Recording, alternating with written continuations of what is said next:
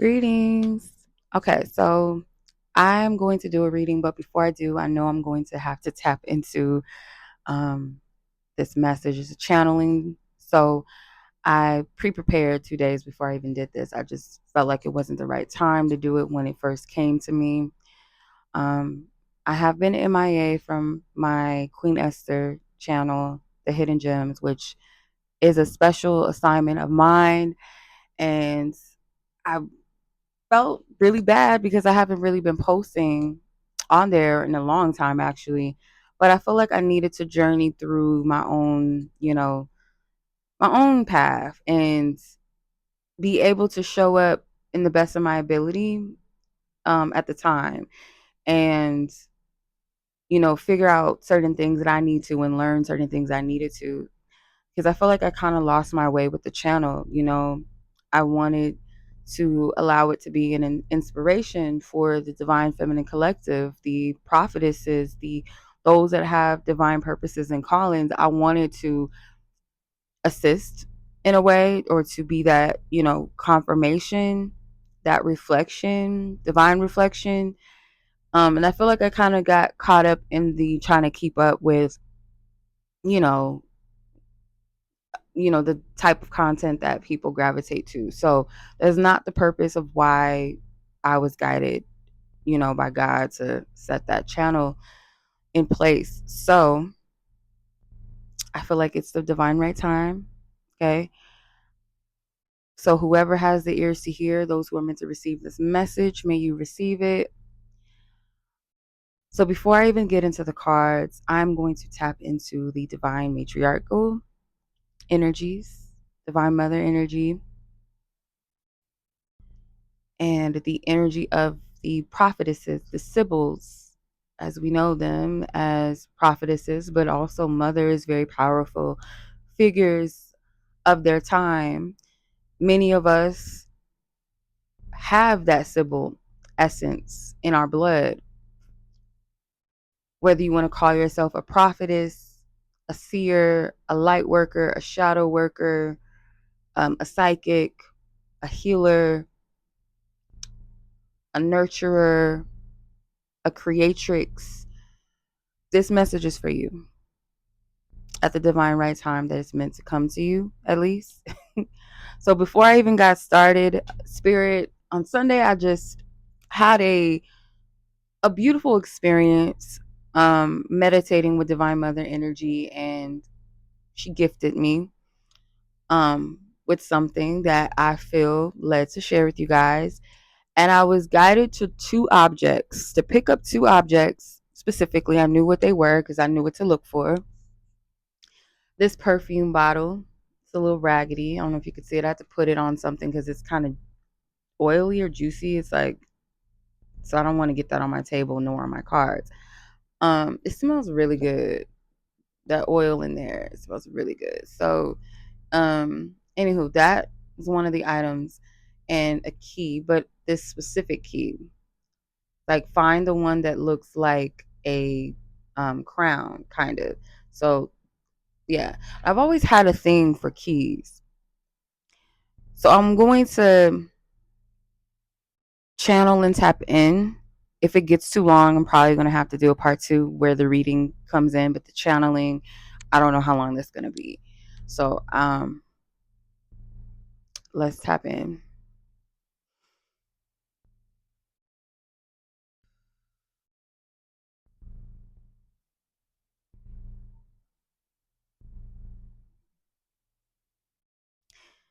It's showing me two sides of divine feminine empowerment.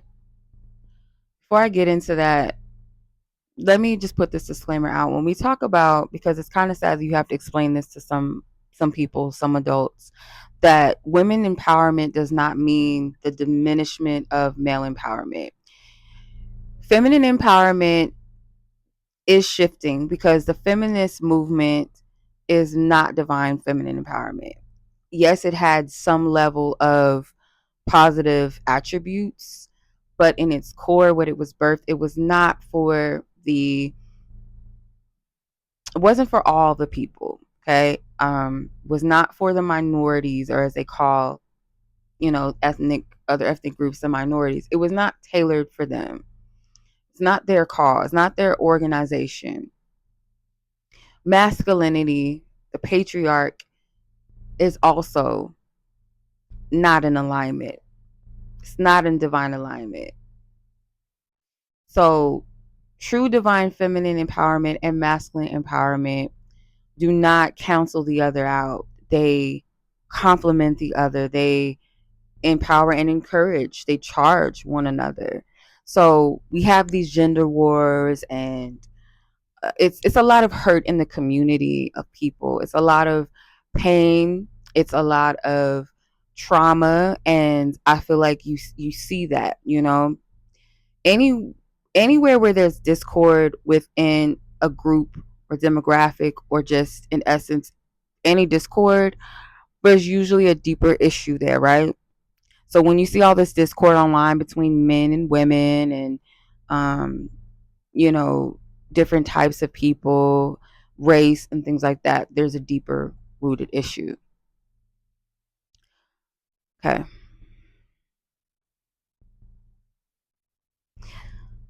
Divine feminine empowerment means the change in the world that the world actually needs. She's not going to sit back and wait for anyone to give her permission to be in her power. She's going to just be in her power, whether people like it or not.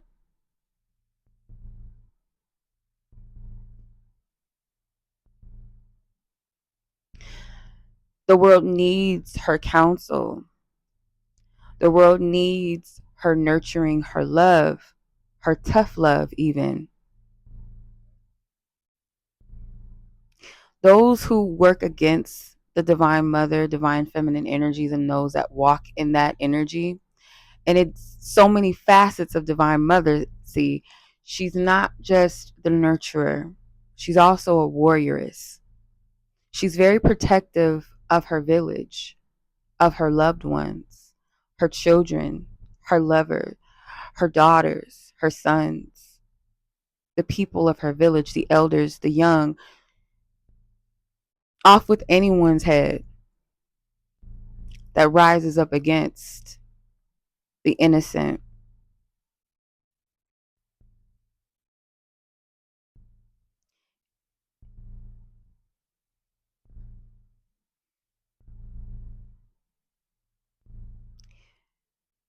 The false patriarchal systems are falling.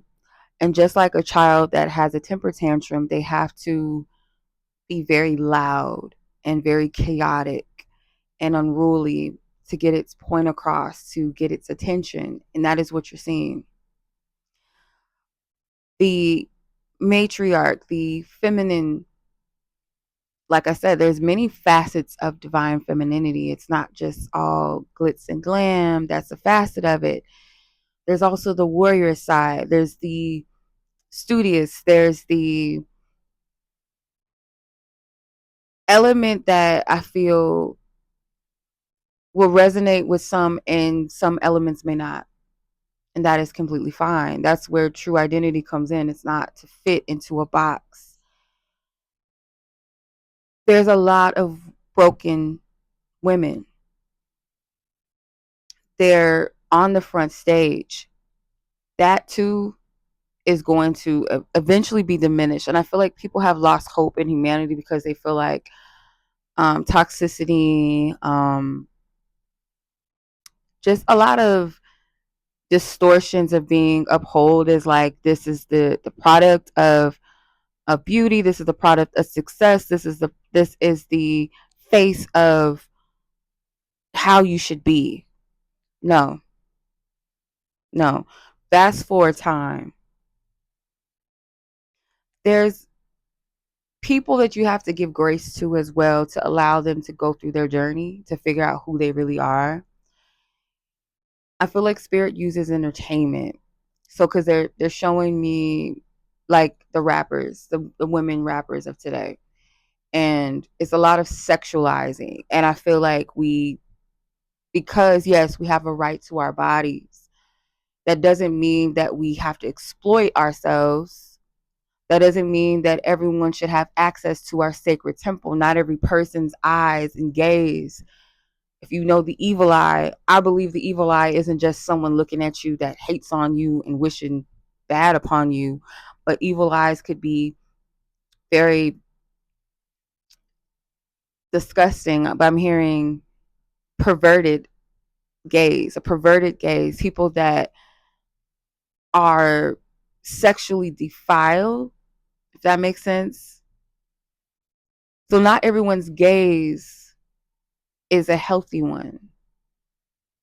That energy that we put on ourselves. And I give grace to those women because some of them, it is an act, it is entertainment. Some, they just are a product of their environment, their upbringing. And some feel that this is their avenue to find their empowerment over themselves. And yes, you, as a human, we all have free will. We could choose how we walk our path, but that doesn't mean everything that we have freedom and access to really is free, at least for the soul. Everything comes with a price, right? That key represents divine authority, divine opportunities, and doors that you have access to, that you've been well equipped for, even if you feel like you aren't. You've been tested, you've been tested in a sense of how ready are you. Some of the things that we ask for, or we say, why isn't this happening yet? I know that I can do it. I know that this is what I'm supposed to be doing. And we don't see the movement. And it's because a part of us isn't, which where the perfume comes in. The perfume represents our essence, our scent, our aura, the energy that we give off around us. I also too like the Queen Esther story. For those of you that know me, been on my channel and stuff, you know that that is one of the significant stories that I really take to in the Bible. And the other night, the movie One Night with the King popped up, which is a story about Queen Esther. It's a free movie on YouTube if you want to watch it, but it's so weird because I haven't watched that movie maybe like in a couple of years. So with that popping up on my feed was just kind of weird at the time. I didn't think too much of it, but I did watch it again and made me think of the beauty treatments that each of the women had to kind of go through and undergo. It's just when you go through, like when they were in the baths with the fragrances, the oils, essential oils and stuff like that, when you um have a certain level of heat, like let's say like a steam, if you're doing a yoni steam, or if you're in a sauna and you're in a sweat lodge, it's extracting energy out of your body. You're purging that energy out of you. So when you put like essential oils, I believe they were using myrrh, if I'm not mistaken. And myrrh within itself it has healing properties and spiritual properties. One of the things that I noticed, like with when I've done like a bath, like a spiritual bath, and I've added myrrh, it does something to your pores. Like it does kind of like the heat and the steam, it extracts, it purges out of you. You sweat a lot, right? So I do believe that that fragrance represents your spiritual consecration, um, the pressure, the pain, the healing work that you've done to release and to heal, the tears that you've cried, and metaphorically speaking, blood, sweat, and tears. That represents the purging and the beauty of you and your essence, your true essence, without all of that extra that's been on you, that's been placed on you over time, things that you've taken on maybe that weren't yours, other people's energies, other people's words, speaking word curses, maybe even over yourself, like the work that you've had to do. Your aura and your essence speaks volumes. Some might be repelled by it because it's just not their preference, or They're drawn to you for the right or the wrong reasons, but it's up to you to discern who is for you. Some of us are still in this preparation phase with whatever it is that we've been called to, because people need you. You're divinely protected, especially when you walk in your divine callings and assignments daily. And it does not always have to be a grand scale thing. Sometimes it's just speaking life to someone, that may need it. Could be a stranger, could be a family member or friend. Just being there for someone, having somebody's back. You know what I mean? Like, it doesn't always have to be you being in a big office or you being this grand public speaker. And for some, that is your calling. And I feel you have to be really prepared for that. And I say this all the time, like, God's not looking for soldiers that are looking to win the crowd. So I have to say this because politics, entertainment, all that stuff is world stage things that collectively people pay attention to most of the time, right? God is not looking for people to win over the people and win votes, um, to get glory for themselves. That is not what it's about. This isn't about fame. And see, because a lot of us are creative people to some capacity, right? Or different levels of creativity. You could have a passion to be a singer one day. God is not calling you to be another Beyonce or another Taylor Swift or a Diana Ross or Cher, whatever, right? Your calling is bigger than that, than fame. If we pull more of that out of the hat, we're just keeping the cycle going. You see, like, we can't have that. We can't have that. There has to be something different. We're not here to entertain. We're coming with our voices and our music. And some have tried this. And I feel like they may feel like they failed, or they feel like they came in at a wrong time. No, those that came before, they opened the doors for you. They walk so you can run, as they say. Their messages reach people. Even if it wasn't, and I'm not taking away from the Beyoncés and the Taylor Swifts, but hear me when I say this. Fame, like fame drivenness, it's not coming from a wholeness. If you need people to glorify you, there's something inside of you that's empty.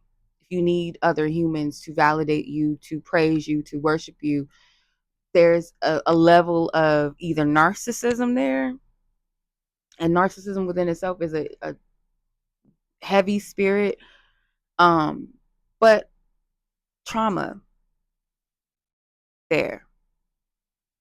So for those that came in that really truly authentically wanted to share their art, that wanted to speak to the people, to encourage the people, to inspire the people, they may have not been able to last as long unless they sold out. And some of them was like, nah, we ain't doing that, or they got the boot, right? They're not going to get the promotion. But I guarantee you that those, because I don't want to say no names, but they still, their art, their work still hits.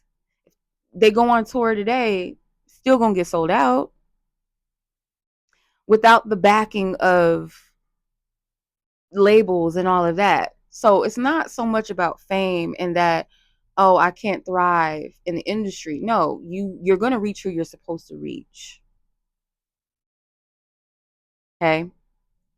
You see on the world stage that power and money don't really mean shit at the end of the day. You're easily disposable.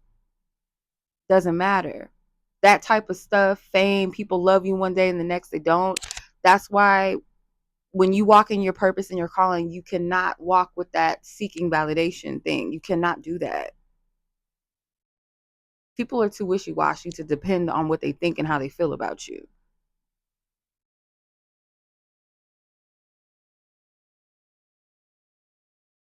You're a leader, you're a trailblazer. You're not here to be a carbon copy or for others to carbon copy you or try to be the same as you. You're meant to spark that thing on the inside of them, their own unique thing, whatever that is. And you might think that what you do or what you say or how you say it is minimal, is small, but it could hold weight to someone that you're speaking to, that seed inside of them. Every time you water a seed, it starts to sprout and grow. Or every time you shed light, you're helping the process of growth as well. So you never know who you touch, who you reach.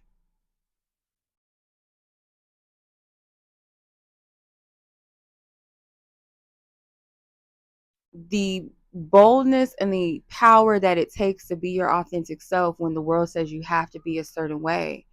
And like I said, divine mother, divine feminine energy does not wait for permission to be accepted or for their time, quote unquote, because the time is now and there's no permission needed. You just walk that path. It is what it is. You step into that divinity. I encourage you guys to work with divine mother energy. It could come in different aspects. Like she shows up for me in different energies. So she could come in as Mother Mary. She can come in as Azuli Dantor. She can come in as Aset. She can come in as Sekhmet. She can come in the form of Yomoya or Mami Wata. So many different essences that she can manifest. The Lady of Guadalupe or whatever. There's so many facets of her. That's why I said, like, your energy is your own unique signature.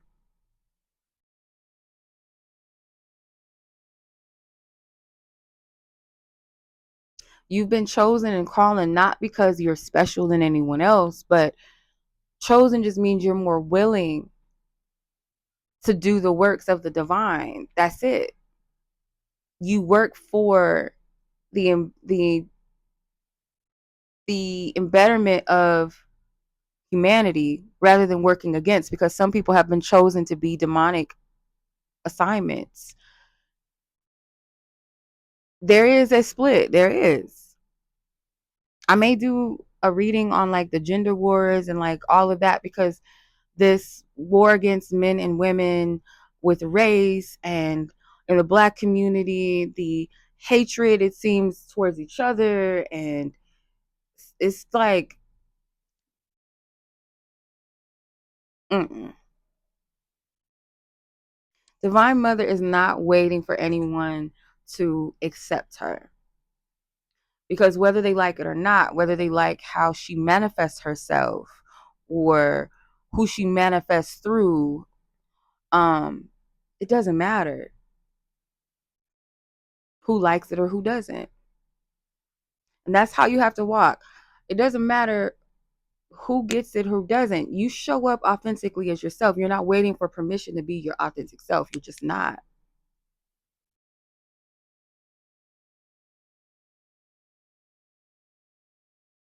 And I'm going to say again, as you walk your assignment, nobody better not touch you. They can't touch you. Anybody that tries it, I'm telling you, when you work with divine mother energy, you're untouchable.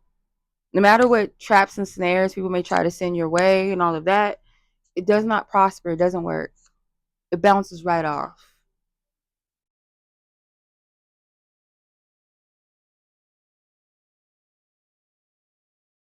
You've been chosen and you've been called. You have a purpose. This is greater and bigger than you. Walk with your divine mamas in your own lineage too. Call on them, the known and unknown, the ones that are of high vibration, those that are divine, ancestors of yours, the honorable ones, the integritous ones. Call on those divine mama energies. They walk with you. They are you. They're inside of you. Activate that. Walk in that. The only reason why you haven't fall, not to say because they making me repeat that. We have fallen a lot, multiple times in our life. We have fallen, but we always get back up. The fact that you're able to get back up, some of you may have even attempted to take your own life, and the fact that you're still here, and I got chills, my God, I was like, oof. The fact that you're still here, the fact that you're still here, walking and living and breathing, still looking around, because you have a purpose. You may think that, oh, it's not my time yet, and oh, it didn't work out. It wasn't meant, or it was meant for you to step through something, to break something open. It may not have been meant for you to stay where you were or to thrive in that specific area, or maybe thrive for over a season. Maybe you're just meant to be there for a season, or experience certain things for a season, or touch people's lives or connect with people for a certain season. But know this and remember this. It was to activate and open something.